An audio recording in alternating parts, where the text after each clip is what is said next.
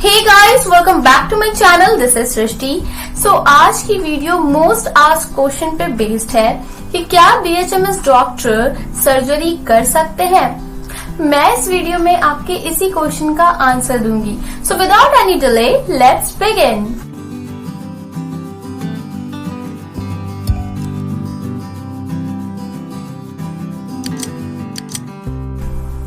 BHMS bachelor of homeopathic medicine and surgery. ये जो इसमें वर्ड सर्जरी लगा है ना, इससे दिमाग में क्वेश्चन आता है कि क्या हम सर्जरी कर सकते हैं. सो इस क्वेश्चन का आंसर देने से पहले मैं आपको थोड़ा होम्योपैथी के बारे में बताती हूँ. होम्योपैथी ये एक ऐसा वे है ट्रीटमेंट का जिसमें कि हम पेशेंट की इम्यूनिटी को स्ट्रॉन्ग करते हैं, उसकी इम्यूनिटी को बूस्ट करते हैं. जैसा कि दूसरे सिस्टम्स में आपको बाहर से सप्लीमेंट दिया जाता है, यहाँ आपके ही बॉडी को, आपके ही फंक्शन को, नॉर्मल फंक्शन को इतना स्ट्रॉन्ग कर दिया जाता है कि वो खुद ही से डिजीज से फाइट कर सके. हम इस तरह से पेशेंट की ट्रीटमेंट करते हैं. हम उनके नॉर्मल फंक्शंस के साथ बिल्कुल छेड़छाड़ नहीं करते. हम सर्जिकल केसेस को भी मेडिसिन से क्योर करने की कोशिश करते हैं.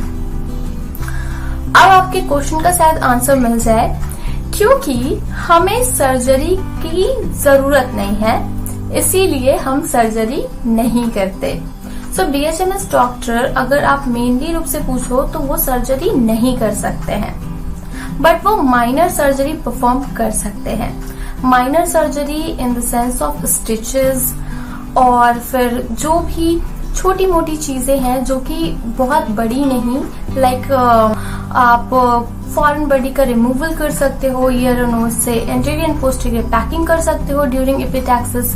ये सारी चीजें आप परफॉर्म कर सकते हो, बट आप जो सर्जरी वर्ड है ना, वो आप परफॉर्म नहीं कर सकते.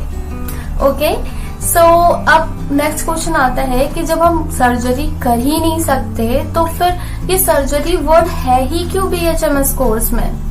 तो इसका आंसर सिंपल है, क्योंकि BHMS 4.5 ईयर का कोर्स है जिसमें कि second year and third year में आपकी सर्जरी की पढ़ाई होती है. Second year and third year के सिलेबस में सर्जरी सब्जेक्ट इंक्लूड है, जिसमें कि आपको थ्योरी पढ़नी होती है एंड साथ साथ में आपको प्रैक्टिकल भी करना होता है. प्रैक्टिकल में आपको जो भी नॉर्मल क्लिनिकल एग्जामिनेशन होते हैं वो इंक्लूड होता है, और फिर जो भी जैसे कि anterior posterior nasal packing, splinting, plaster, orthopaedics में इन सब चीजों को भी थोड़ी थोड़ी जानकारी दी जाती है. एंड फॉरेन बॉडी का रिमूवल ईयर नोज से एंड और भी कुछ कुछ चीजें आपको प्रैक्टिकल में करवाई जाती हैं. तो ये सारी चीजें हमें पढ़ना है, इसीलिए हमारे कोर्स के लास्ट में सर्जरी वर्ड इंक्लूड है. अब आपको शायद समझ में आ गया होगा ये सर्जरी वर्ड क्यों इंक्लूड है. बट अब आप सोच रहे होगे कि जब इसका वैसा कुछ मतलब कि कोई यूज ही नहीं है, जब हम सर्जरी कर ही नहीं रहे तो हम इसको पढ़े क्यों. सो इसका भी आंसर मेरे पास है. जैसे कि जब आप प्रैक्टिस लाइफ में आओगे, आप बहुत सारे पेशेंट को देखोगे, तो आपके पास हर तरह के पेशेंट आएंगे. आपके पास सर्जिकल केसेस भी आएंगे, जैसे कि gall stone, renal stone, fibroid, cyst, tumour and many more. तो आपको इसलिए सर्जरी की नॉलेज होना तो जरूरी ही है. भले आप परफॉर्म ना करो, बट एटलीस्ट आप उस डिजीज को समझ सको, इसीलिए आपको सर्जरी की जरूरत तो होगी ही. अब बात करते हैं कि सर्जरी की यूज क्या है होम्योपैथी में. तो सबसे पहला यूज है डायग्नोसिस, डिजीज डायग्नोसिस. सर्जरी आपको डिजीज डायग्नोसिस करना सिखाता है. आपके पास जब पेशेंट आएंगे वो अपना सिम्टम्स बताएंगे, उसके आधार पे आप ये पता लगा सकते हो कि उनको क्या डिजीज हो सकता है. अगर आपको कंफ्यूजन होगा तो उसी आधार पे आप उनको लैबोरेटरी टेस्ट रिकमेंड कर सकते हो, एंड उसकी रिजल्ट आने के बाद आप उसकी स्टडी करके आप उनको एक कंफर्म डायग्नोसिस बता सकते हो. तो इसलिए आपको डायग्नोसिस में हेल्प होगी. यहाँ पे सर्जरी की यूज है. दूसरी यूज प्रोग्नोसिस. जब आप कोई भी आपके पास डिजीज लेकर पेशेंट आएगा तो आप उसकी प्रोग्नोसिस बता सकोगे कि उस डिजीज की क्या फ्यूचर है, वो कौन से फेज में है, आगे ये कितना क्रिटिकल हो सकता है या कितना माइनर चीज है ये सारी चीजें आप बता सकते हो। एंड थर्ड जो है मैनेजमेंट।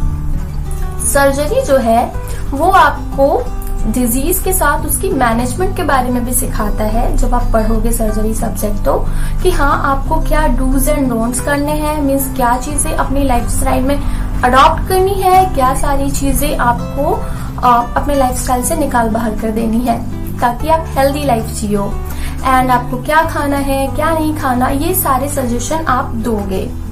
थर्ड कि आप pre operative and post operative management homeopathically कर सकते हो।